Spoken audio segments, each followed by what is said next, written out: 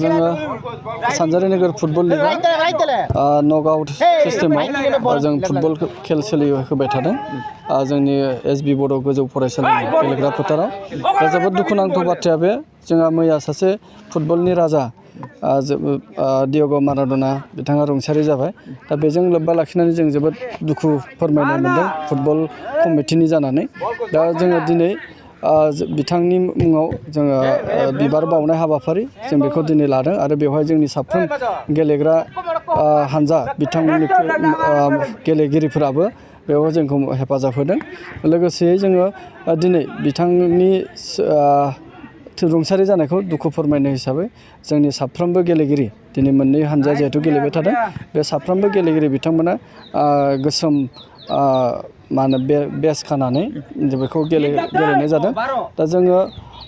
सानजारि नोगोर फुटबल लिगनि जानानै बिथांनि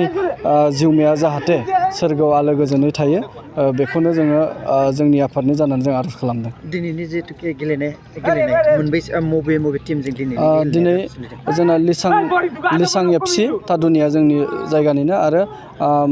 मोनसेया जाबाय जोंना पायनियार स्पर्ट्स क्लाब माबानि सिलाफोथारनि बे मोननैनि गेजेराव जागासिनो दासिम मोजां गेम सोलिबाय थादों आरो जोंनि सिगांफोरावबो मोजां गेम जाबाय थादों जोंनियाव डिब्रुगड़नि मोननै हानजा दङ बिथांमोना मोनसेया गाबोन गेलेफैगोन आं आसा खालामदों इसोरनि अननायाव जोंनि नैबे जा ट्रफि टुर्नामेन्ट बे टुर्नामेन्टआ जाहाथे मोजाङै मोजां जानो हायो आं बेखौनो इसोरनाव आर'ज खालामदों गासै मोनबेसे टिमखौ लानानै बे जोङो दिनै लिग नङा एक्जेक्टलि बियो खुंगिरिया लिग नाथाय गेमखौ जोङो लिग होयोमोन नाथाय कभिड-19नि जा माबा बेवहाय जों गोबां गेम होआ साननानै देग्लाय खेबसेनो नक आउट होदों दा जोंनियाव गासै मोन 24 हानजाया जोंनाव बाहागो लाफैदों दा बेनिनो गेम सोलिगासिनो दं फार्स्ट राउन्डआनो सोलिगासिनो दं मोननै बिनि उनाव दिनैनि उनाव आरोबाव मोननै गेम दंबावो फार्स्ट राउन्डआ बिनि उनाव थार्ड डेनिफ्राय जोङो सेकेन्ड राउन्ड जागायगोन आरो बेवहाय जोङो जोंनि बे ओनसोलनि गासै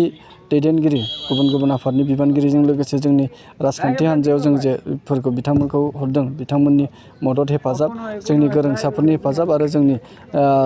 एसबि बर' गोजौ फरायसालिनि गाहाय फोरोंगिरि बिथाङा जोंनो नैबे फिल्डखौ गेमखौ सालायलांनो थाखाय होनायनि थाखाय बयनिसिमबो आंनिफ्राय साबायखर जासिनाय जाबाय बे गेमाव जिहेतु प्राइज मानि दं बेखौ सोरनिबा मुङाव होनाय जादों नामा जोङो बेबायदि मुं होआखै जिहेतु लिगआ मुं थायामोन बेनिखायनो जोंबो जिहेतु देग्लायल'सो जों लिगखौ होआखै फैगोन बोसोरनिफ्राय कभिड-19नि जा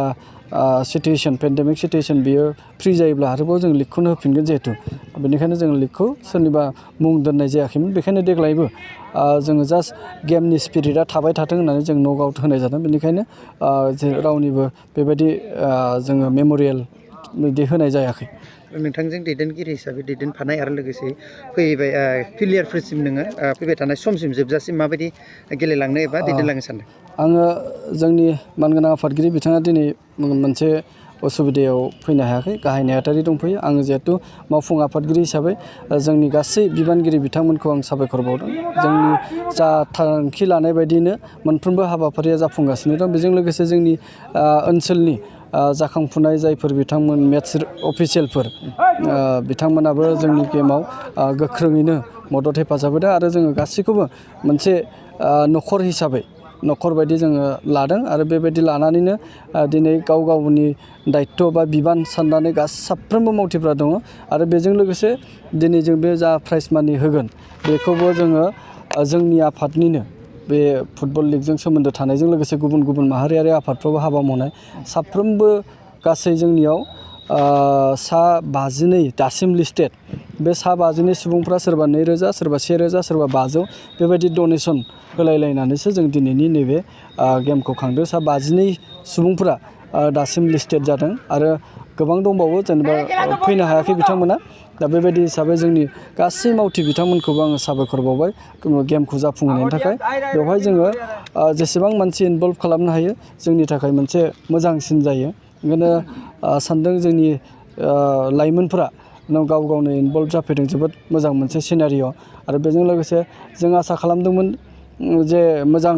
गेलेगिरि लाबोनायनि बाथ्रा, नाथाय जोङो बे कभिड-19नि थाखाय गुबुन जायगाफोरनिफ्राय मोजां हानजाखौ जों लिंहरनो हायाखै आरो आसा खालामदों फैगोन समफोराव जों बेबायदि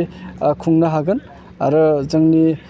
बिबानगिरि बिथांमोनाबो मोनसे थांखि लाबाय थादों। हयथ' देग्लाय जानो गोनांमोन, नाथाय बे कभिड-19आनो गासैखौबो फैमाल खालामजोब्बाय। दा जोङो मोनसे गेदेर गेम होनायनि सिन्था खालामबाय थादों, जेरावनाखि जों इनभाइटेड क्लाबफोरखौ लेंहरगोन। दा बेयो जानो हायाखै, हयथ' उननि समफोराव जों बेखौ खालामनो नाजागोन। बे 22 जन जिहेतु सुबुङा जिहेतु बे क्लाबखौ दैदेनबाय थानो थाखाय मा थांखि लानानै बे माबाखौ मावनाय जादों नोंथां? बेयो 22 सुबुंफ्रा 22निल' नङा, आं होनदों दिनैसिम लिस्टेडआसो 22। दा बिथांमोना मोनसेल' थांखि लादों जे जोंनि ओनसोलाव लाइमोनफोरा जाहाथे गाज्रि लामाजों आवगायलाङा, फरायनायजों लोगोसेयै स्पर्ट्सआवबो जाहाथे गोसो गुदुं खालामो। अकल फुटबल हिसाबैल' नङा, मोनफ्रोमबो स्पर्ट्सआव जाहाथे खालामो। जोङो बोसोरनै सिगाङाव बेवहाय आर्सारिनिबो ट्रेनिं होनाय जादोंमोन। दा बेबायदि हिसाबै मोनफ्रोमबो हाबाफारियाव जाहाथे लाइमोनफ्रा इनभल्भ जायो, बेखौनो नोजोर बोनानै